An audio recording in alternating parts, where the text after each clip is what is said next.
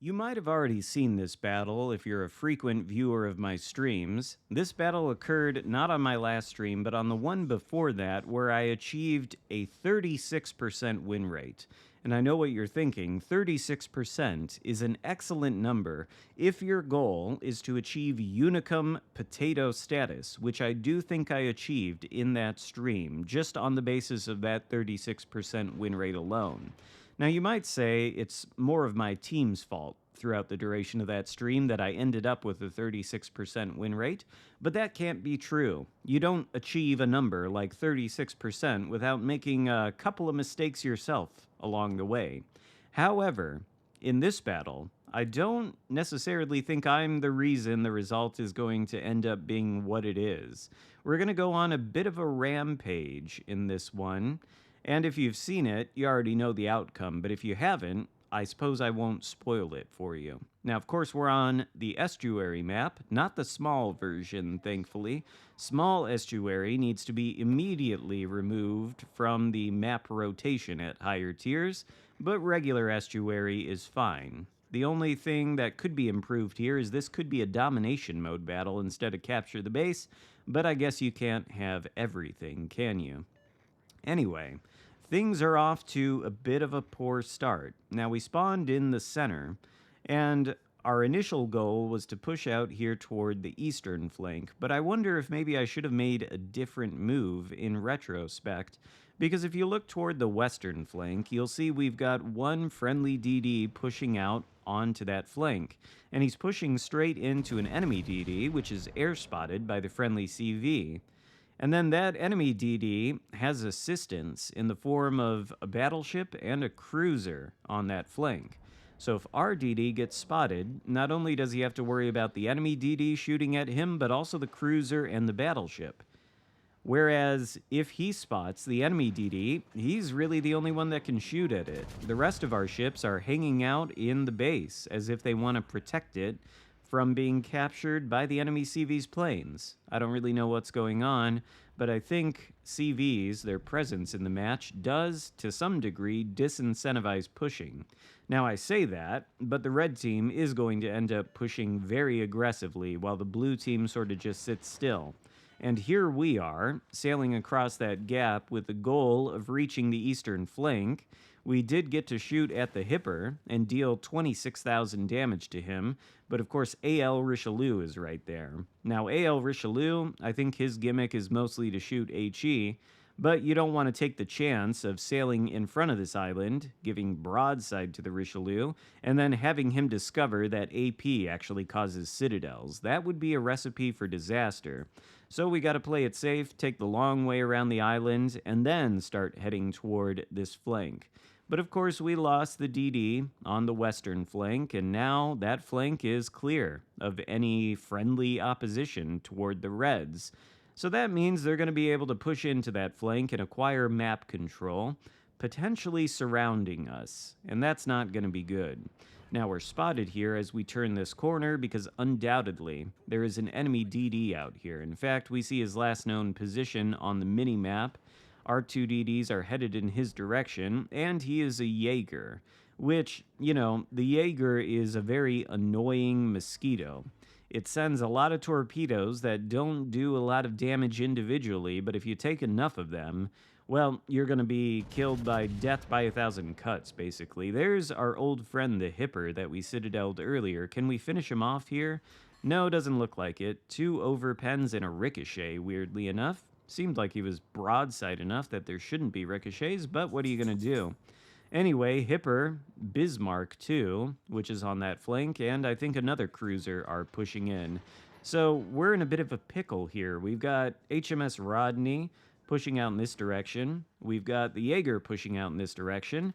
And then we've got all those other ships over there on that other flank. And if that Bismarck comes around the corner and the Rodney pushes aggressively at the same time, well, we might find ourselves caught in a bit of a hopeless crossfire, which is something we should try to avoid. Now, at the same time, I don't think it's going to be a great idea for me to barrel around this corner. Not with the enemy DD being on this flank. We're going to need to be able to preserve our ability to maneuver in order to dodge any potential torpedoes. your window for dodging torpedoes is a lot more limited if you've also got to worry about angling your armor against battleship guns. So that's something we've got to keep in mind, and we're aware that Bismarck is about to come around that corner. Now, he's got a number of ships between us and him, so probably he's not going to take advantage of shooting our broadside. We're wondering if Rodney's going to come around this corner, but he seems to understand that we're here, and because he's playing our ship, he is aware that it's got these nuclear-tipped bow-launched torpedoes, so maybe he doesn't want to come around the corner here. Bismarck does, though. He's exposing broadside to our position as we achieve a tactical beaching on the island, and we're traversing the turrets in his direction to take advantage of that broadside.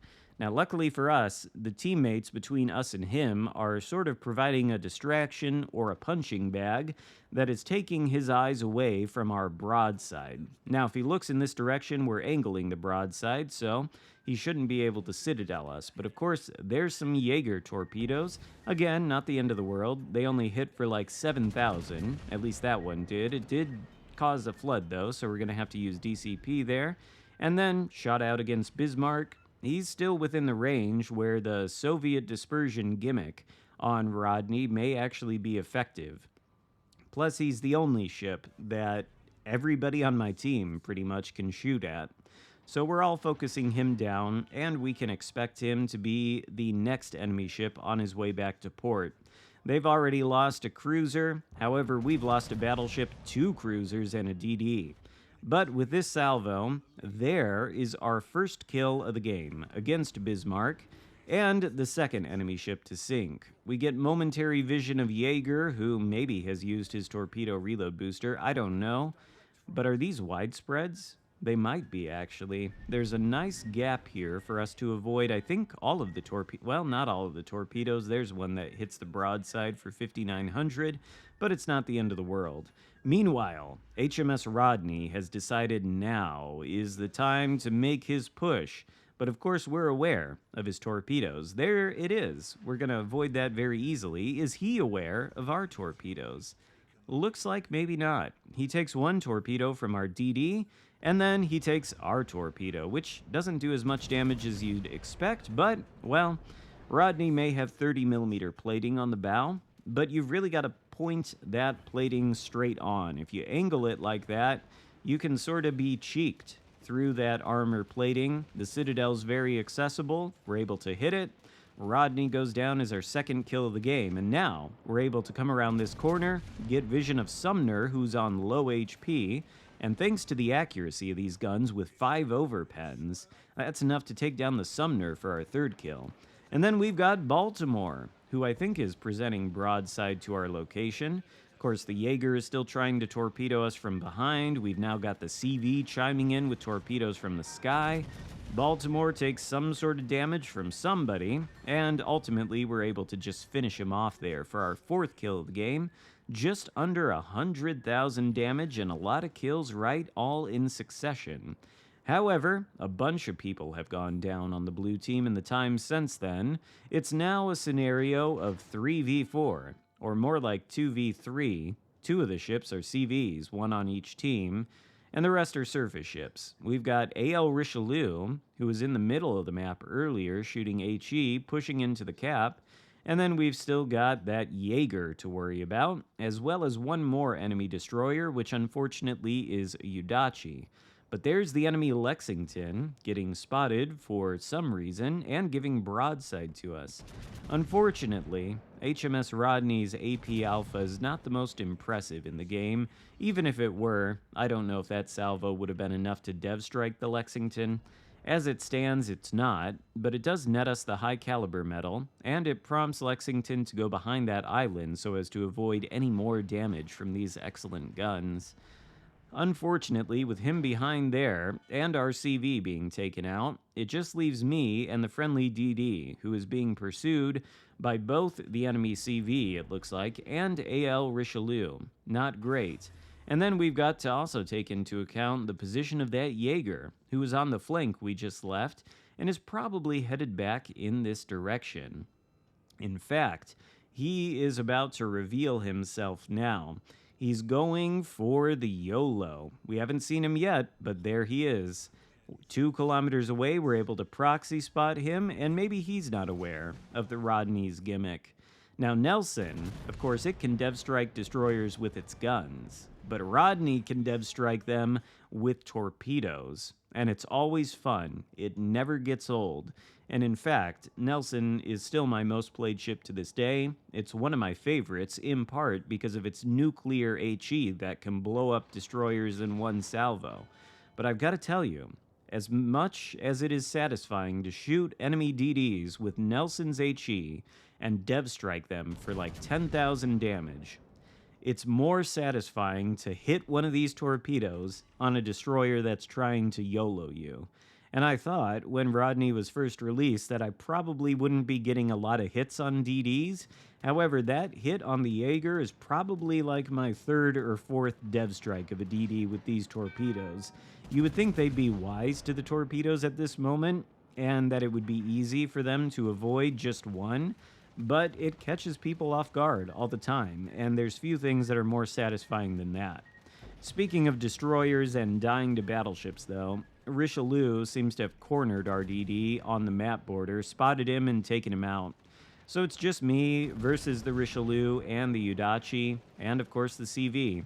Well, I say that, but Richelieu's about to follow our friendly DD back to port. There's our 6-pack to go along with the Kraken. I don't think you can get a more satisfying Kraken, actually, than hitting the 5th kill against a DD with a torpedo from a battleship. The only way to get a superior Kraken to that is if you get a Kraken by dev striking an enemy CV. Of course, the Lexington here is behind the island, so he's perfectly safe from any damage, but he is able to drop us from the sky with torpedoes, bombs, etc. And then Udachi. IJN torpedo boats are not usually a concern to me, especially in a scenario like this where I don't necessarily have to angle my guns against any capital ships and worry about them hitting my citadel. That'll give you more leeway to zig and zag to hopefully avoid the Udachi torpedoes, which we are trying to do, but it seems like this Udachi knows what he's doing. His torpedo salvo there was pretty good. It catches us on the broadside, and unlike the Jaeger, whose single torpedoes don't do all that much damage, Udachis do a lot. And we've got our DCP on cooldown, so unfortunately we've fallen victim to a fire, a flood, and then finally the enemy CV finishes us off. So we lose that battle in somewhat tragic fashion. Although I'll tell you this, I'll take a game like this, where at the end of things it's relatively close and we get good results, over a one-sided blowout victory. Those are just boring. This was at least, hopefully, interesting. And we finished with over 2,000 XP on a loss, so I'd say a pretty good result, at least on our part. If not on the part of the blue team, where nobody was over 1,000 XP. Kinda sad, but at the same time, I feel like it was a satisfying match. At least in retrospect, maybe not at the time. Hope you enjoyed the video though. If so, give it a thumbs up, consider subscribing if you haven't already, and I'll see you next time. Goodbye.